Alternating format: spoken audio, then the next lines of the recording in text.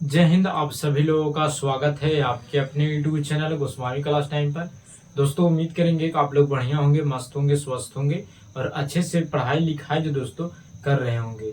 तो दोस्तों आज की इस वीडियो में हम लोग क्लास 10th के साइंस का यानी विज्ञान का वैसे महत्वपूर्ण लघु उत्तरीय प्रश्न को जो दोस्तों हम इस वीडियो में आपको बताने वाले हैं, जो आपको फाइनल एग्जाम में दोस्तों पूछे जाएंगे। ठीक है, तो दोस्तों अगर आपका भी एग्जाम 21 फरवरी का है तो आपके लिए वीडियो दोस्तों बहुत ही महत्वपूर्ण है। ठीक है, क्योंकि हम इस वीडियो में वैसे सवाल को बताएंगे जो आपको फाइनल एग्जाम में पूछे जाएंगे। ठीक है, तो चलिए इस वीडियो को शुरू करते हैं। तो दोस्तों हम इस वीडियो में साइंस के 3 महत्वपूर्ण सब्जेक्टिव क्वेश्चन को दोस्तों हम बताएंगे। ठीक है, तो दोस्तों देख सकते हैं पहला सवाल है कि हरे पौधे को उत्पाद क्यों कहते हैं। जो हरे पौधे होते हैं उसको हम लोग उत्पाद क्यों कहते हैं। ठीक है, ये बहुत ही महत्वपूर्ण सवाल है। ठीक है, और दूसरा सवाल है कि नवीकरणीय ऊर्जा स्रोत क्या है, कोई दो उदाहरण दे, और यहाँ से ऑब्जेक्टिव भी पूछे जाएंगे। ठीक है, और तीसरा सवाल है कि अनवीकरणीय ऊर्जा स्रोत क्या है, कोई दो उदाहरण दे।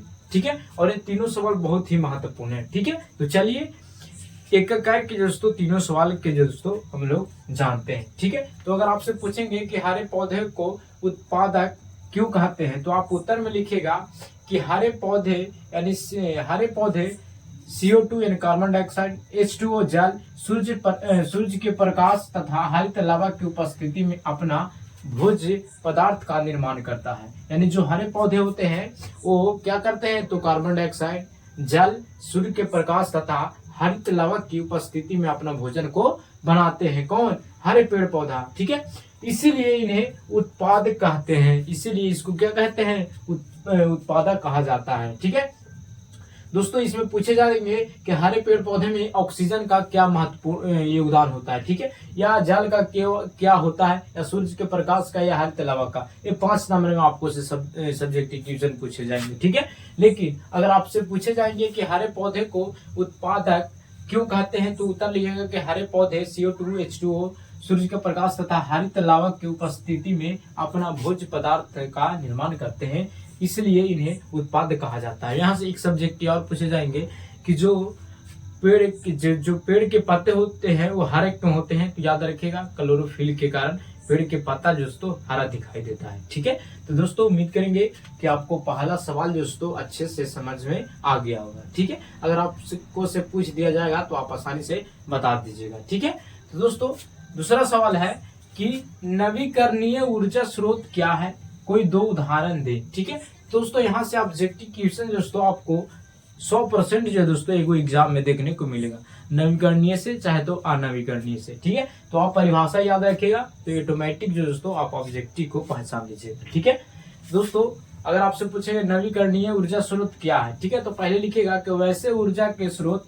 जो कभी खत्म नहीं होगा और वे खत्म भी हो जाता है तो फिर उसे फिर से बना लिया जाता है, उसे नवीकरणीय ऊर्जा स्रोत कहते हैं। अगर आपसे एग्जाम में पूछे जाएंगे कि नवीकरणीय ऊर्जा स्रोत क्या है, तो आप लिखिएगा कि वैसे ऊर्जा के स्रोत हैं जो कभी खत्म नहीं हो सकता है, अगर खत्म हो गया तो फिर जो दोस्तों फिर इसे बना लिया जा सकता है। ठीक है, बनाया जाता है। ठीक है, तो अगर आपसे पूछेंगे कि नवीकरणीय ऊर्जा स्रोत क्या है, कोई दो उदाहरण को लिखे, तो पहले परिभाषा लिख दीजिएगा कि वैसा ऊर्जा के स्रोत जो कभी खत्म नहीं होगा और वे खत्म भी हो जाता है तो उसे फिर से बना लिया जाता है। ठीक है, उसी को हम लोग नवीकरणीय ऊर्जा स्रोत कहते हैं। जैसे में सूर्य का अनंत है। ठीक है, सौर सेल पवन ऊर्जा। ठीक है, तो ये सब अगर आपको से ऑप्शन में रहे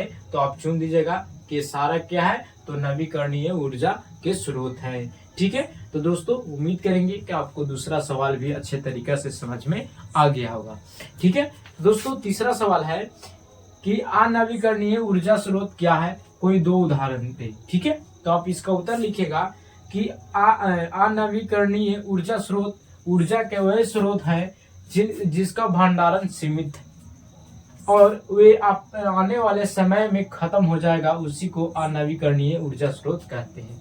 यानी जो अनवीकरणीय ऊर्जा स्रोत होते हैं इसका जो इसका जो ऊर्जा है, यानी इसका जो दोस्तों इसका भंडारण जो है सीमित है कि नहीं इतना से इतना तक होगा, ठीक है। और ये आने वाले समय में दोस्तों अनवीकरणीय ऊर्जा स्रोत खत्म हो सकता है, ठीक है। उसी को हम लोग क्या कहेंगे, तो अनवीकरणीय ऊर्जा स्रोत कहेंगे। जैसे में कोयला अभी है तो है, न तो एक समय आएगा कि कोयला खत्म हो जाएगा। पेट्रोल है तो है, न तो आने वाले समय में खत्म हो जाएगा। और प्राकृतिक गैस, ठीक है। ये जो है दोस्तों ये सीमित भंडार के लिए है, यानी भंडारण है बस, यानी कि इतना रखा जिससे कि मान ले जाए कि अगर आपके घर में देखे होंगे कि जब धान ये सब होता है तो आपके कोठी में साल भर के धान रख दिया जाता है, ठीक है। एक मतलब होता है कि जब कोठी में चावल है, ठीक है, तो कोठी में जो चावल है वो भंडारण कर दिया गया है कि एक साल में ये खत्म हो जाएगा। लेकिन पूरा माने कि ऐसा है कि मैंने कहीं नो खत्म ना होगा। बस उसी प्रकार से अनवीकरणीय ऊर्जा स्रोत है, ठीक है। ये जो है ये भंडारण कर दिया गया है, लेकिन धीरे धीरे समय के अनुकूल जो दोस्तों ये खत्म हो जाएगा, ठीक है। तो दोस्तों अगर आपको एग्जाम में पूछेंगे कि अनवीकरणीय ऊर्जा स्रोत क्या है, कोई दो उदाहरण लिखे तो उत्तर लिखेगा कि अनवीकरणीय ऊर्जा स्रोत ऊर्जा का वे स्रोत हैं जिनका भंडारण सीमित है नहीं और वे आने वाले समय में खत्म हो जाएगा, उससे अनवीकरणीय ऊर्जा स्रोत कहेंगे। जैसे में कोयला, पेट्रोलियम आदि प्राकृतिक गैस। अगर ये तीनों में से कोई भी अगर आपको ऑप्शन में मिलेगा तो आप मान दीजिएगा कि तीनों क्या है, तो अनवीकरणीय स्रोत है, ठीक है दोस्तों। बस इसको नवीकरणीय ऊर्जा स्रोत को याद करने के लिए, अनवीकरणीय ऊर्जा स्रोत को याद करने के लिए बस एगो को याद रखेगा और एगो के उलट के याद रखेगा, तो आपको दोस्तों ये दोनों में कंफ्यूज नहीं होगा, ठीक है। तो दोस्तों अगर आपको ये तीनों सवाल जो दोस्तों अच्छे तरीका से अगर आप समझ लिए होंगे तो आपको 21 फरवरी की जो एग्जाम होने वाला है दोस्तों, उसमें दोस्तों आपको कोई दिक्कत नहीं होगा, ठीक है दोस्तों। अगर आपको ये वीडियो पसंद आया होगा तो आप इस वीडियो को लाइक जरूर कीजिएगा। अगर आप चैनल पर पहली बार होंगे तो चैनल को भी सब्सक्राइब कर लीजिएगा, क्योंकि इसी तरह का वीडियो दोस्तों आपको लगातार मिलता रहेगा, ठीक है। तो दोस्तों मिलेंगे अगले वीडियो में। जय हिंद, धन्यवाद।